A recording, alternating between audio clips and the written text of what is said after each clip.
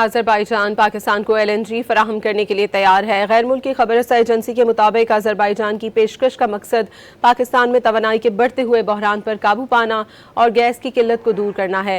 Azerbaijan की सरकारी तवानाई company Sokar ने पाकिस्तान को पेशकश की है। कंपनी हुकाम ने तस्दीक की है कि इस्लामाबाद की जानिब से दरखास्त मौसूल होते ही हम LNG कार्गो के लिए तैयार हैं।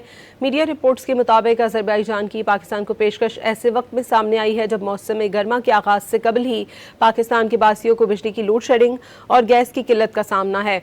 अज़रबैजान की कंपनी सोकार और पाकिस्तान LNG लिमिटेड के दरमियान 2025 में फ्रेमवर्क मुआहदा हुआ था, जिसके तहत पाकिस्तान बराह रास्त और तेज रफ्तार तरीक़ेकार के तहत गैस खरीदने का हक रखता है। अज़रबैजान पाकिस्तान को LNG फराहम करने के लिए तैयार है। गैर मुल्की खबरसा एजेंसी के मुताबिक अज़रबैजान की पेशकश का मकसद पाकिस्तान में तवानाई के बढ़ते हुए बहरान पर काबू पाना और गैस की किल्लत को दूर करना है। अज़रबैजान की सरकारी तवानाई कंपनी सोकार ने पाकिस्तान को पेशकश की है। कंपनी हुकाम ने तस्दीक की है कि इस्लामाबाद की जानिब से दरखास्त मौसूल होते ही हम LNG कार्गो के लिए तैयार हैं।